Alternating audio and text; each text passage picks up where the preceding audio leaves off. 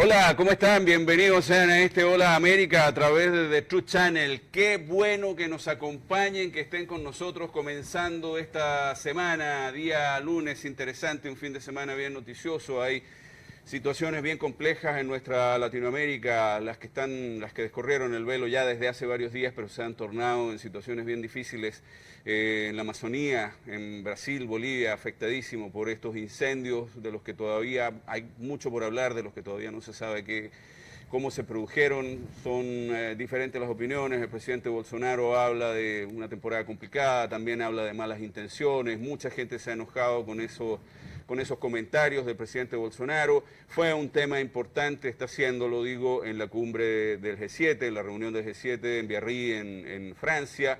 El presidente Macron ha estado bien preocupado, los países de la Comunidad Europea muy preocupados. Hoy tengo el honor y el gusto nuevamente de compartir esta mesa y este rato, este programa con el doctor Carlos Sánchez Berzaín, a quien todos ustedes conocen. Bienvenido, doctor, muchísimas gracias.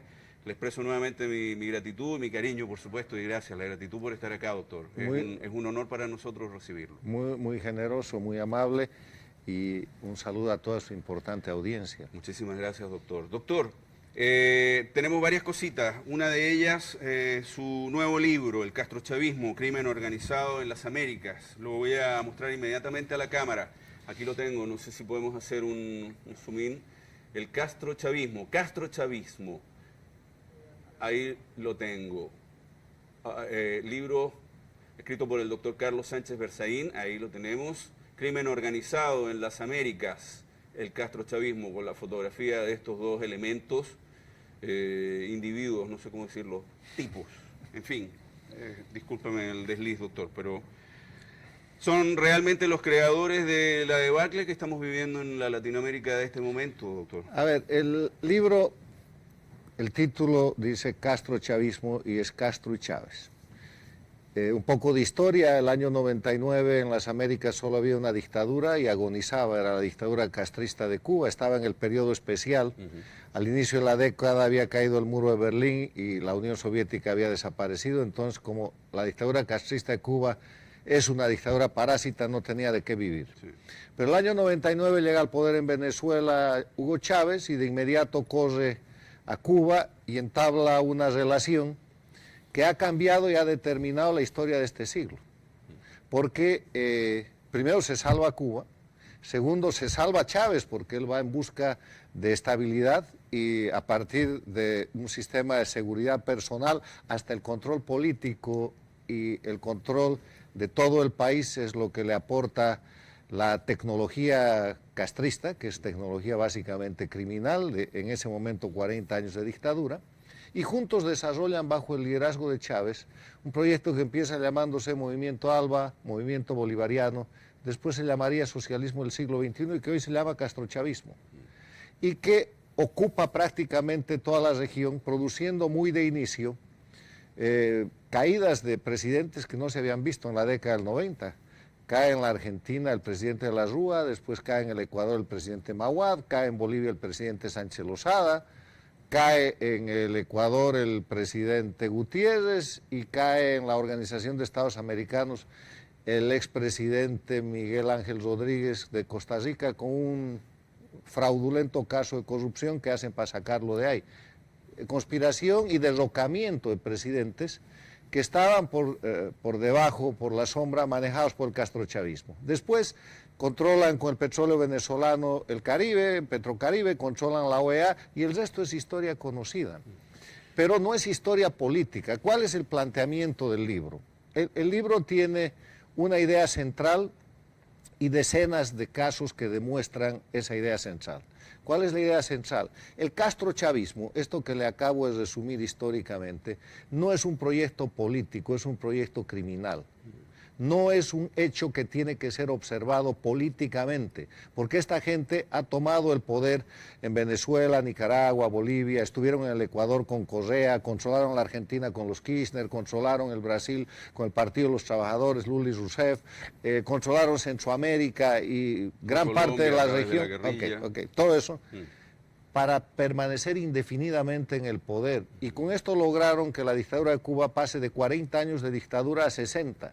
Establecieron una dictadura en Venezuela que lleva 20 años, una dictadura en Bolivia que tiene 14 años, una dictadura en Nicaragua que tiene 13 años, en las que están dispuestos a hacer cualquier cosa, cometer cualquier crimen para retener el poder.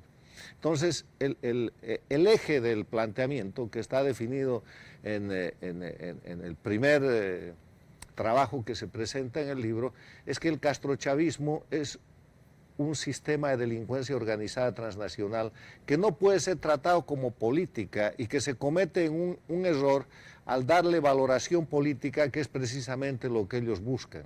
Hay que darle su verdadera dimensión. El castrochavismo, los regímenes de Cuba, Venezuela, Bolivia y Nicaragua son delincuencia organizada. Y el resto del libro está destinado a demostrar caso por caso o con varios casos que van, por ejemplo, desde el tema de cómo manejan las elecciones, son dictaduras electoralistas, donde no hay ningún derecho ni ninguna posibilidad de que la oposición gane. El tema de que han convertido sus países en narcoestados, el tema de que violan los derechos humanos tomando presos políticos, generando exilio, matando gente, torturando gente y se amparan en la política. Eso no es política. El hecho de que conspiran contra todos los países democráticos de la región y extorsionan con eso, generan crisis humanitarias como la de Venezuela, que no es sino reaplicar medidas que Cuba ya ha utilizado. Esta cosa de sacar gente, empujar a la gente fuera de Venezuela, es como cuando Cuba empujó gente con el tema del Mariel para mandarla a Miami, a los Estados Unidos. O sea, pura delincuencia organizada transnacional, incluyendo temas que tienen que ver con las Fuerzas Armadas, a quienes han convertido en instrumentos criminales. Y estas distorsiones que causan, por ejemplo, esta salida de gente de Venezuela, que es el caso más cercano que tenemos, estas distorsiones, sin lugar a dudas, son calculadas. Absolutamente. Y cómo es calculado el incendio del Amazonas. O sea, el incendio del Amazonas, del que podemos hablar más adelante, que está en plena ebullición, en la parte boliviana es un acto criminal deliberadamente preparado por Evo Morales. Ha dictado decretos supremos, leyes, y ha incentivado a la gente a que haga eso, lo vamos a explicar, para conseguir objetivos criminales. O sea, el planteamiento del libro es castrochavismo, no es política, porque además, ¿qué es la política? La política es una actividad de servicio público, eminentemente regulada por la voluntad popular, que exige rendición de cuentas y que tiene responsabilidad, que es exactamente los elementos que esta gente no tiene. Entonces, ¿qué han hecho Castro y Chávez y la gente que los ha sucedido con este tema? Han utilizado todo el petróleo, el poder económico y la riqueza venezolana, sumada a las capacidades criminales de 40 años de la dictadura cubana, que en la década del 60 había ensangrentado con guerrilla a las Américas, 70 y 80 con guerrilla, desestabilizaciones, guerrilla urbana, y que llegaron hasta el África con sus luchas armadas, para convertir el siglo XXI en un mecanismo de expansión de ese castrismo con cara de democracia y con cara de movimiento popular y social, cuando en verdad, de nuevo, es delincuencia organizada transnacional. Doctor, tengo que hacer una pequeña pausa, pero al regreso yo quiero que conversemos un poquito sobre castrochavismo y qué debo poner en el medio, un signo igual o una implicación o una doble implicación, si yo quisiera atarlo o conectarlo con Foro de Sao Paulo. Déjenme hacer una pequeña pausa y regresamos. Mis amigos, estamos conversando con el doctor Carlos Sánchez Berzaín en persona, en vivo, aquí a través de The Truth Channel. Ya venimos, pequeñita la pausa.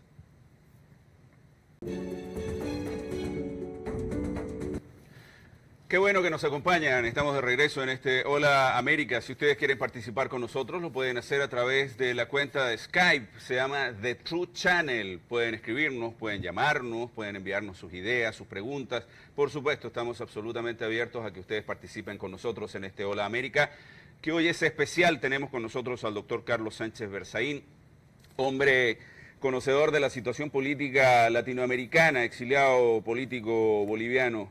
Desafortunadamente, la gente buena en sus respectivos países por estos días no la pasa muy bien, por lo tanto tiene que buscar afuera. Es desafortunado. Probablemente Bolivia andaría mejor si personas de su talla y su talante, doctor, pudieran estar actuando desde adentro, tratando de hacer que la gente los escuche más. Bueno, el exilio latinoamericano, que el año 1999 solo era el cubano, ha crecido precisamente por efecto del castrochavismo. Llegó un momento en que habían exiliados casi de toda la región. Hoy día en el mundo hay exiliados cubanos, hay exiliados venezolanos, millones, hay exiliados bolivianos, somos más de 1.200 y estamos en Argentina, en Brasil, en Perú, en Estados Unidos, en España. Hay exiliados nicaragüenses por miles, se calcula que son 80.000 refugiados en Costa Rica después de este año de matanzas y masacres de los últimos meses. Y todavía queda exilio ecuatoriano, el tiempo de Correa. Aquí en los Estados Unidos hay distinguidos periodistas y empresarios y ciudadanos comunes y corrientes que han sido perseguidos criminalmente por la dictadura de Correa y que todavía están en el exilio, porque lo que hacen estas dictaduras castrochavistas es utilizar la concentración de los poderes del Estado, rompen la regla de la democracia, que es división e independencia de poderes, y la regla que es el elemento esencial, que es Estado de Derecho, y usan el Poder Judicial para perseguir. Entonces criminalizan la persecución política y de pronto aparece un dirigente político acusado de los delitos que ha cometido el gobierno, como el caso de Leopoldo López en Venezuela. Él sale en una manifestación para reclamar la democracia, el gobierno mata y lo acusa y lo condena a él por esas muertes. Y así sucesivamente en Bolivia, en todo lugar. Hay una comunidad interesante boliviana aquí en Virginia. Sí, pero esa es una comunidad tradicional. Allá. Desde la década de los 60, de los 50, grandes artesanos y profesionales bolivianos migran y tienen mucho éxito y traen a la familia. Yo creo que es la comunidad boliviana más grande que hay en Estados Unidos, sin dejar de tomar en cuenta comunidades que hay en Los Ángeles, en Chicago, Pero en no la necesariamente Florida. es una comunidad, digamos, que se haya establecido por un distanciamiento político. Es tradicional, como dice usted. No, porque en general cuando cesan las persecuciones políticas, los bolivianos regresamos. ¿Qué es lo que vamos a hacer? En cuanto cese la dictadura del castrochavismo en las Américas, hay que volver a los países. Para mí el exilio tiene una visión en dos sentidos. Primero, es una experiencia para aprender más. Este es mi verdadero doctorado. Yo tengo doctorado en Derecho, tengo maestrías en Ciencia Política, en Sociología, pero el exilio es un doctorado aparte, porque es una experiencia que solamente usted la puede conocer si la pasa. Leerla no se puede porque no la creería. En su caso, doctor, si no hubiese sido exilio, hubiese sido presidio. ¿Usted qué? Si no hubiese sido exilio, la otra opción era presidio. Yo creo que me hubieran matado porque Evo Morales ordenó mi asesinato y lo sigue haciendo. Entonces, no pudiendo asesinarme físicamente, él trata de asesinar mi reputación con una característica, con un elemento que es propio del castrismo, ahora convertido en propio del castrochavismo, que es el asesinato de la reputación. Escribir mal de la gente, decir que ha cometido crímenes, atribuirle sus propios crímenes y utilizar... a la que usó el expresidente fallecido Carlos Andrés Pérez en Venezuela cuando dijo que hubiera preferido otra muerte, dijo, cuando lo hicieron renunciar. Bueno, pero esa es la política y es la política latinoamericana. En todo caso, hay un exilio en este momento que es muy grande, que es un exilio latinoamericano. Yo creo que el más grande de los exilios es el exilio venezolano. Millones de gentes forzadas a salir de su país. Eso no es migración. Eso es una acción política de la dictadura criminal de Venezuela, otro hecho criminal, para forzar a la clase media y a la gente que pudiera defender la libertad y la democracia a salir. Y debilitar las debilitar, de los otros países, claro, ¿no? y atacar a los otros países. Yo creo que la verdadera defensa, y esto es algo muy importante, de la democracia en Venezuela, debería ser reforzar la resistencia interna y evitar que los venezolanos salgan. ¿Por qué eso no ocurre? Bueno, no sé, porque es una política equivocada. Si la política de la dictadura es echar a los venezolanos de Venezuela, la política contraria tiene que ser evitarlo, y están haciendo todo lo contrario porque yo estoy de acuerdo que hay que asistir a la crisis humanitaria, lo que sea, pero están atacando el síntoma, no la causa. Y atacando el síntoma lo que hacen es facilitarle a la dictadura que siga votando más gente. Sí, claro. Entonces, eso es una acción criminal. Vuelvo al tema del castrochavismo. Castrochavismo es delincuencia organizada, es crimen. Usted puede mirar, dígame un hecho político de Maduro, o de Castro, o de Evo Morales, o de Ortega. y yo le muestro el delito que están cometiendo. El primer delito es que están usurpando y atribuyéndose los derechos del pueblo, permaneciendo más allá del tiempo legal en todos esos regímenes. Otro delito muy grave es que han cambiado todo el sistema jurídico y lo han acomodado a su modelo con leyes infames, que son leyes que violan los derechos humanos y las libertades fundamentales, para permanecer indefinidamente en el poder. Esta gente ha cumplido el sueño de Pablo Escobar. Pablo Escobar, un narcotraficante colombiano, quería tomar el poder político para cubrir el narcotráfico, pero estos son asesinos, ladrones, estafadores, falsificadores, también narcotraficantes, conspiradores, sediciosos, violadores de los derechos humanos, traficantes de personas. Cuba trafica con los médicos esclavos a gusto y paciencia del mundo, con la complicidad de la Organización Panamericana de la Salud, que la tiene penetrada. O sea, alientan el terrorismo internacional. Doctor, castrochavismo, y antes de irnos a la pausa, le preguntaba yo sobre cómo atar castrochavismo con Foro de Sao Paulo. Foro de Sao Paulo es una herramienta, un instrumento del castrochavismo. Foro de Sao Paulo es creado por Castro, por la dictadura cubana, a principios de la década de los 90, cuando explota y desaparece la Unión Soviética. Y lo hacen en el Brasil, en Sao Paulo, porque el Partido de los Trabajadores era lo más sólido que había. Cuba se queda sin dinero para conspirar, entonces discuten el Foro de Sao Paulo y dicen, si el capitalismo le ha ganado al comunismo y el comunismo ha perdido, ¿cómo nosotros vamos a seguir argumentando la bandera de la lucha del proletariado contra el capitalismo? Entonces deciden multiplicar los ejes de confrontación y los vuelven funcionales y sectoriales y se meten al feminismo, al indigenismo, al tema de los derechos sexuales, al regionalismo, a todo para multiplicar la confrontación, pero desde la creación del Foro de Sao Paulo hasta el 99 eso es retórica. Cuando llega Chávez con la plata, eso se vuelve un instrumento que permite que Lula llegue al gobierno del Brasil con el Partido de los Trabajadores nomás empezando el siglo XXI. Es un instrumento, hoy día el Foro de Sao Paulo, si quiere un concepto, es un instrumento delictivo del castrochavismo. De ideología no queda nada, de conceptos de izquierda no queda nada. La izquierda, la ideología es el pretexto para encubrir los crímenes. Y de eso yo quisiera profundizar un poco más para mostrarle con casos que están en el libro, cómo es evidente que el castrochavismo tiene que empezar a ser tratado, ya ha empezado a ser tratado, pero tiene que serlo con más profundidad, como delincuencia organizada transnacional en el marco de la Convención de Palermo, como corresponde, el anexo 1 de la Convención de Palermo contra la delincuencia organizada transnacional, y no en el ámbito de la política, porque si permanece en el ámbito de la política, primero es una lucha desigual. ¿Cómo puede un político enfrentar al régimen de Maduro, al de Castro, al de Evo Morales o al de Ortega?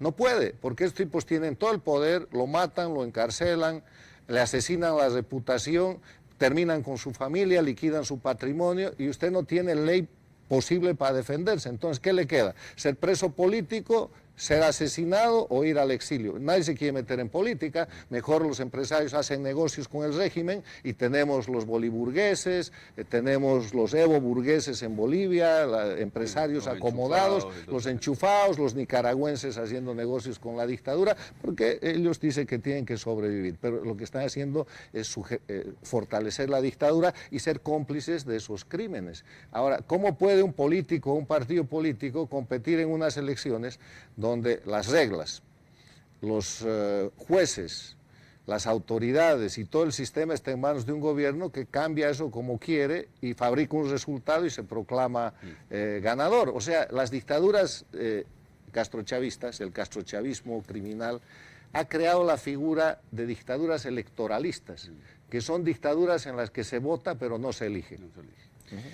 Doctor, a ver, en el programa anterior tuvimos la posibilidad de conversar un poquito sobre el que está haciendo el secretario Almagro con Bolivia. Ahora, hace algunas semanas se realizó la reunión esta del Foro de Sao Paulo en Caracas. Evo Morales no envió representantes gubernamentales, envió algún observador que era más bien un observador privado.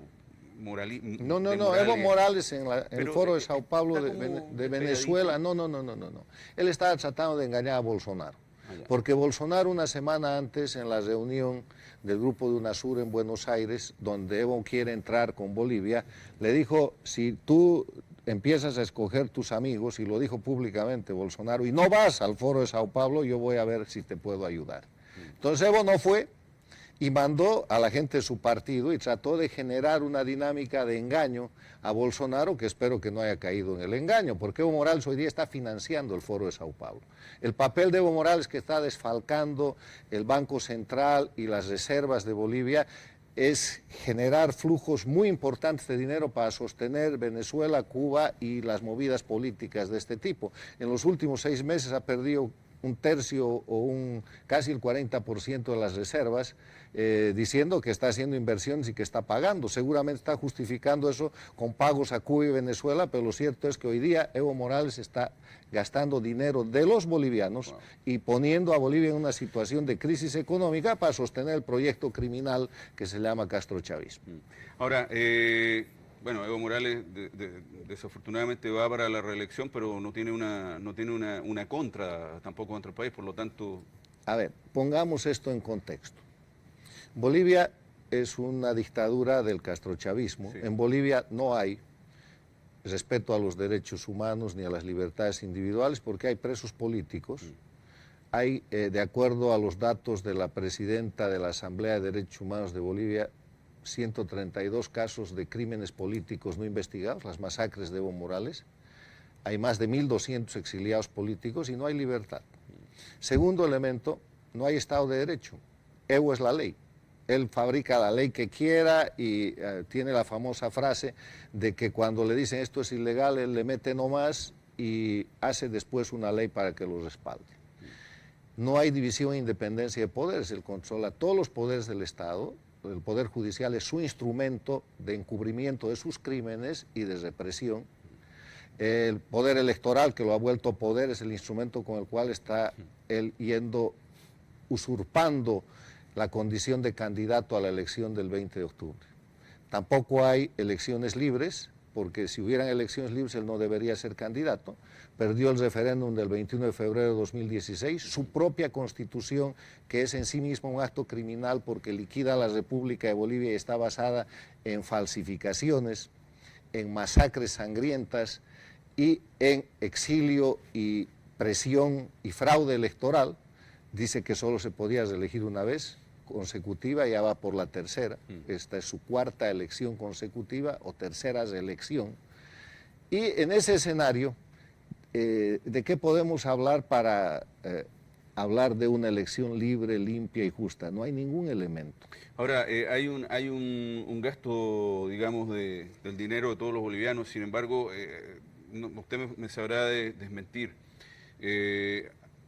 Tengo entendido que va a haber una inversión o hubo un tratado de inversión sobre la industria del litio en Bolivia de unos 2.500 millones de dólares que tengo entendido que va a ser los Estados Unidos, y también hay un interés por la construcción de una vía de una carretera hacia una salida hacia el Atlántico, donde estarían involucrados también Brasil, Argentina. Nada de eso. En el tema de la carretera transoceánica, más bien lo que han hecho Brasil, Perú, y es bypassear a Bolivia. Han dado la vuelta y es lo mismo que están tratando de hacer Argentina, Brasil y Chile por la inestabilidad de Bolivia. Y en el tema de la inversión del litio, él está haciendo acuerdos con Rusia y con Irán. ¿Con Rusia y con Irán? O sea que Estados Unidos, empresarios americanos, ahí no hay para nada. Pero volveremos al tema electoral, porque esto es importante. En menos de 2 meses, el 20 de octubre, hay elecciones en Bolivia. Entonces, Evo Morales se ha puesto ahí como un candidato usurpador. Y mientras él sea candidato usurpador, las elecciones están llenas de fraude y no tienen ningún valor. ¿Y la oposición? La oposición son una cantidad de candidatos que están cumpliendo la condición de candidatos de oposición funcional. Esto de la oposición funcional es un concepto politológico que aporta también los crímenes del castrochavismo. ¿Qué es una oposición funcional? Es la oposición que está de acuerdo con el régimen, que el régimen permite que exista, para que los legitime, porque en una dictadura electoralista como es Bolivia, como es Venezuela, como es Nicaragua, no hay discusión de la legalidad. Ellos son dueños, los dictadores son dueños de la legalidad porque la fabrican. Sí, claro. Hay discusión de la legitimidad. Entonces, para darse legitimidad, ellos necesitan mostrar que hay elecciones y que esas elecciones van a generar un gobierno legítimo, que es lo que trató de hacer el dictador Maduro en mayo del año pasado, de 2018, en Venezuela. Convoca elecciones y dice vamos a competir. Entonces la oposición, en una jugada estratégica muy importante, la MUD le dice nosotros no vamos a ir a las elecciones. Maduro se inventa 2 o 3 candidatos de oposición y la oposición real de Venezuela reacciona y dice no vamos a ir a votar y además vamos a convocar al pueblo al que el que vaya a votar que vote nulo. Y el resultado es que más del 70% del pueblo venezolano le niega legitimidad a Maduro. Por eso, cuando Maduro en enero se posesiona, es un usurpador. Queda muy claro ese. Sí. Entonces, y el usurpador genera que más de 50 países, casi 60 países, reconozcan un presidente encargado, que es el presidente Guaidó, y por eso hoy día hay una ventana de oportunidad para recuperar la libertad y la democracia en Venezuela.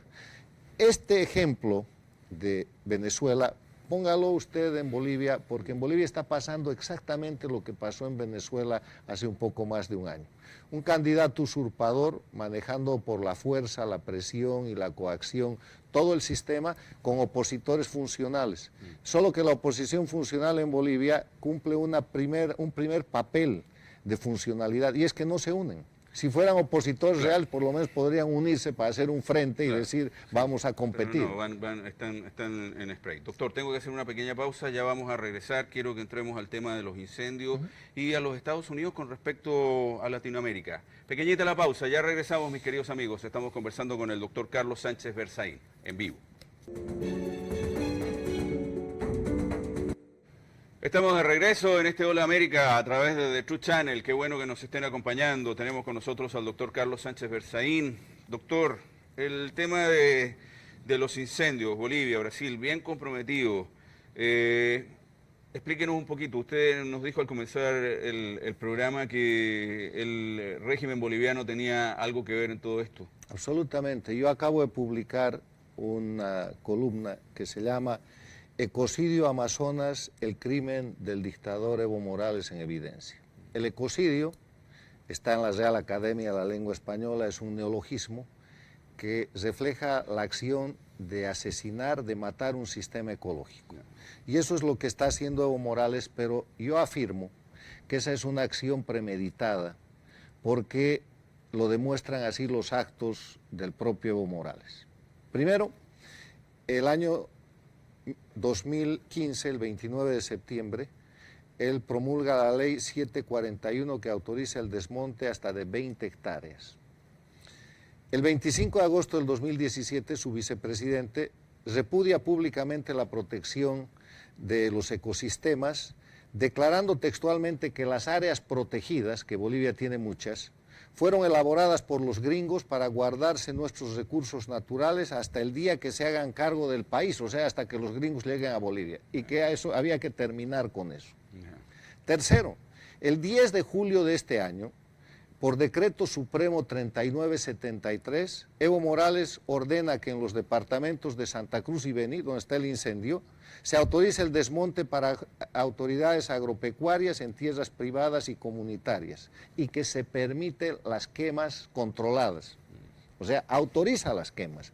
Y cuarto, el 16 de julio de este año, el viceministro de Sustancias Controladas del gobierno de Evo Morales, entre otros elementos, porque hay muchos más elementos, admite que los cocaleros, los sindicatos de Evo Morales, su base política criminal, que son los cultivadores de hoja de coca y productores de cocaína, están talando y están quemando parte del Parque Isiboro Securé, que es un área protegida. Entonces, con estos elementos, hace aproximadamente 3 semanas en Bolivia empieza un incendio y el gobierno no dice nada, hasta que el incendio realmente se agranda, porque esa nube de humo empieza a cubrir el país y se expande más allá de la frontera y tiene focos, y empieza a volverse un problema ciudadano y la ciudadanía empieza a denunciar esto. Entonces, ¿qué hace el gobierno de Evo Morales? No hace nada. Además, rechaza la ayuda internacional. El presidente de Chile lo ha llamado hace como 5 días para ofrecerle ayuda y él ha agradecido, ahí están los tweets, porque Piñera informa que lo llamó y Evo informa que le agradeció.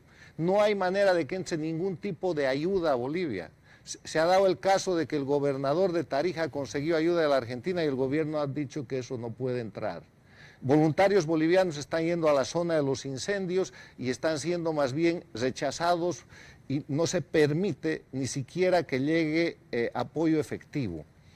Los voluntarios que están en el proceso de tratar de parar los incendios han descubierto que hay mano criminal y se está documentando en la producción de esos incendios. Ahora, ¿por qué sucede esto y por qué yo acuso a Evo Morales de ser el responsable de los incendios? Además de esas disposiciones legales que Evo Morales ha dictado, además de haber autorizado por decreto y por ley la quema y la tala de áreas que son reservas protegidas, él tiene interés en que esas reservas protegidas se quemen y queden abiertas por 3 razones, entre otras. Primero, porque necesita expandir los cultivos de los cocales ilegales. La zona del trópico de Cochabamba, el Chapare, ya no les alcanza.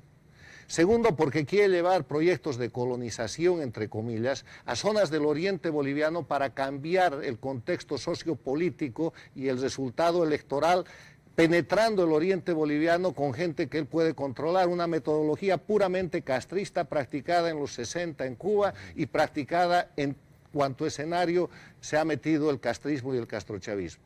Y tercero, porque Evo Morales está aliado con grupos empresariales que quieren expandir el cultivo de maíz, de soya, y que no pueden ir más allá porque hay reservas fiscales y porque hay áreas protegidas. Ahora, se han quemado hasta hoy día casi 1.000 hectáreas, 1.000.000 de hectáreas, perdón, pero yo creo que Evo Morales quiere un poco más.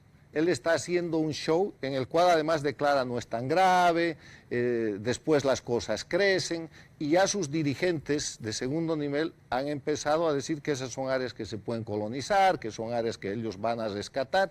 Y el crimen de Evo Morales tiene tres fases. Autoriza la quema, permite que se queme y no auxilia a la zona para poderla salvar, está demorando y está evitando el parar el incendio.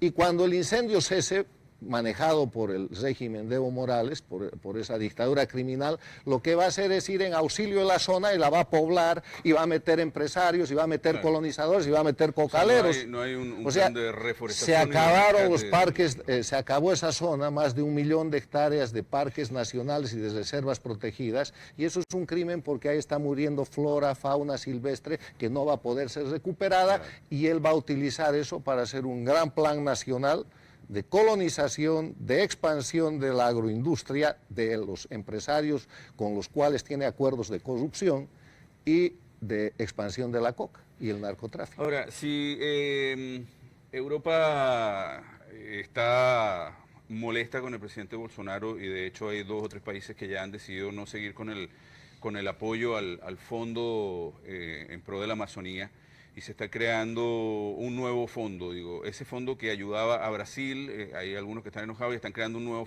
fondo en Francia, impulsado por el presidente Macron. ¿Por qué eso no puede ocurrir para Bolivia también? ¿Porque uno es Bolsonaro y el otro es Evo Morales? Mire, yo creo que si se estudia a fondo el tema de los incendios en el Brasil van a encontrar mano criminal y nada raro que esté vinculada a Evo Morales. Ahora, esta dualidad... Bolsonaro lo dijo y casi lo... Sí, pero ha de venir un proceso de investigación. Cuando las aguas calmen, cuando los incendios cesen, el carácter criminal de Evo Morales en territorio boliviano y más allá va a ser claramente establecido. Hoy día el pueblo boliviano está gritando que Evo es un asesino y está gritando que Evo se vaya, porque esto es demasiado. La gente no puede creerse el cuento de que esto es un accidente y de que el gobierno no puede contener el incendio. Les reitero, aquí hay 3 etapas del crimen de Evo Morales contra la Amazonía. Ha autorizado legalmente, entre comillas, las quemas y las talas, ha dejado o ha hecho que eso se produzca y evita controlar los incendios, y va a estar listo para ir a ocupar esa zona con los propósitos políticos que él tiene. Coca, colonización para cambiar el mapa político étnico de Bolivia, y el tema de la expansión de la frontera agropecuaria con empresarios que están amañados a su régimen. Ahora, doctor, estamos en una región que básicamente tiene su contacto principal, o más directo, o debería hacerlo, en términos de de tener una relación con una potencia importante en el mundo, con los Estados Unidos, que es sin lugar a dudas la primera potencia del mundo. Sin embargo, a veces pareciera que los Estados Unidos no está muy pendiente o la actuación no es muy directa o está dejando que las cosas ocurran. ¿Qué debería hacer la administración del presidente Trump con todo esto que está ocurriendo en Latinoamérica? Porque está ya Latinoamérica polarizándose a nivel de países completos. Bueno, eso viene de todo el siglo. Este es un tema que empieza el 99, se lo he relatado. Sí. Nosotros estamos presenciando el acotamiento y la caída de las dictaduras. Están tan violentos y están tan agresivos y están conspirando en toda la región porque se están cayendo. No hay viabilidad posible para Cuba, Venezuela, Bolivia y Nicaragua en los próximos 2 o 3 años. Económicamente no funciona, están matando de hambre a sus pueblos, son narcoestados en evidencia y son centros de terrorismo internacional en diferentes formas que están identificados por el mundo. Ellos se protegen simplemente poniendo como pretexto la ideología, la izquierda, progresistas, comunistas o lo que sea, y todo eso es mentira. Es un desprestigio para la izquierda porque son criminales que están cubiertos con eso para tapar sus delitos. Y estamos de nuevo en el tema de la Amazonía frente a un conjunto de delitos del castrochavismo como delincuencia organizada transnacional. Ahora usted dice Estados Unidos. Yo creo que más que Estados Unidos es el tema del mundo democrático. Y el mundo democrático lo que tiene que hacer, por ejemplo, en el caso de la Amazonía, es una investigación seria del tema. ¿Dónde está la Unión Europea que solo se fija, o los países de Europa que solo se fijan en el Brasil, no se fija en Bolivia, donde los incendios son más antiguos que en el Brasil? En Bolivia se ha empezado a quemar la Amazonía antes que los incendios de Brasil. ¿Dónde está el sistema regional? ¿Dónde está la OEA? ¿Dónde están las Naciones Unidas? El incendio de la Amazonía es un atentado contra la paz y la seguridad internacionales. Claro. Y la preservación de la paz y la seguridad internacionales son precisamente el objeto de las Naciones Unidas. Entonces, este es un tema de alcance universal, donde obviamente esperamos el liderazgo de la política exterior de Estados Unidos, pero no podemos contar ni con la complicidad ni con el no me importismo de las grandes potencias europeas o con la penetración china que le importa nada que se queme el Amazonas porque quiere seguir exaccionando, sacando recursos naturales, claro, recursos de fauna y flora, porque Bolivia, ese es otro problema que tiene grandes cantidades de chinos matando los animales, claro, comerciando con aves, traficando con recursos de flora y fauna en áreas protegidas, bajo la complacencia y la complicidad de la dictadura de Evo Morales. Nunca se han matado más tigres, nunca se han matado más panteras, nunca se han matado más animales, parabas y una cantidad de animales en las áreas protegidas que en el régimen de Evo Morales, de la mano de los chinos y los traficantes de ese tipo de... Doctor, quiero mostrar nuevamente el libro. ¿Dónde se puede comprar el libro? En Amazon. Mostrarlo nuevamente en la cámara, el libro del doctor Carlos Sánchez Berzaín, Castrochavismo, Crimen Organizado en las Américas. Ahí lo tienen, se puede adquirir en Amazon. Se escribe por el nombre del doctor. Se pone Castrochavismo y sale porque es un libro del fondo editorial del Inter-American Institute for Democracy, cuyo editor es Amazon. Ya, y si usted nos quiere contactar a nosotros, ¿lo vuelvo a mostrar? Ahí lo tengo nuevamente para que usted vea la portada, el nombre del libro. Ahí dice el doctor Carlos Sánchez Berzaín, Chavismo, Castrochavismo, Crimen Organizado en las Américas. Si usted quiere obtener el libro, lo puede hacer a través de Amazon o comuníquese con nosotros al canal y nosotros le preguntamos al doctor Sánchez Berzaín y él nos orienta. Mire, este es un libro que es para difundir, no es para ganar dinero. La versión de Kindle vale 99 centavos en Amazon. O sea, la versión digital para bajarla en su computadora y lo que quiera, como todos mis libros, vale 99 centavos. Bueno, 99 centavos. 99. El libro en papel cuesta un poco más, no sé cuánto cuesta, pero siempre le pido al editor que mis libros cuesten menos de $10, porque son libros de difusión. Bueno. Yo no gano nada con eso. Mis derechos están cedidos al Inter-American Institute Y si algo quiero hacer con los libros es que la gente entienda y que discutamos estos temas. El crimen organizado está manejando un conjunto de países que conforman las dictaduras que oprimen a los pueblos de Cuba, Venezuela, Bolivia y Nicaragua, y que amenazan a los demás países porque quieren expandirse. Están presionando Colombia, están conspirando en la Argentina, están conspirando en Panamá, están conspirando en Centroamérica. Esta es una gran herramienta para comprender lo que está ocurriendo en nuestra región, así es que lo pueden pedir por Amazon o comuníquense con nosotros. Yo me comunico con el doctor Sánchez Berzaín y nosotros agenciamos los libros. Le para mando las unos personas que libros. los piden. Muchísimas gracias, doctor, Encantado. nuevamente. De verdad, Mucho muy gusto. amable. Gracias, Por haber estado con nosotros.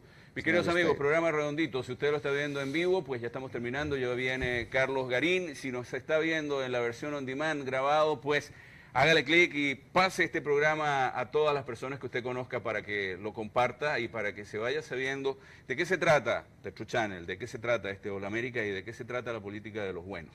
La gente que está diciendo la verdad y que quiere construir un futuro mejor. Tal vez ya ni siquiera para nosotros que vamos de salida, sino para los que vienen después que también se lo merecen. Ustedes y yo nos volvemos a encontrar mañana. Dios los bendiga. Chao. Bye. Gracias.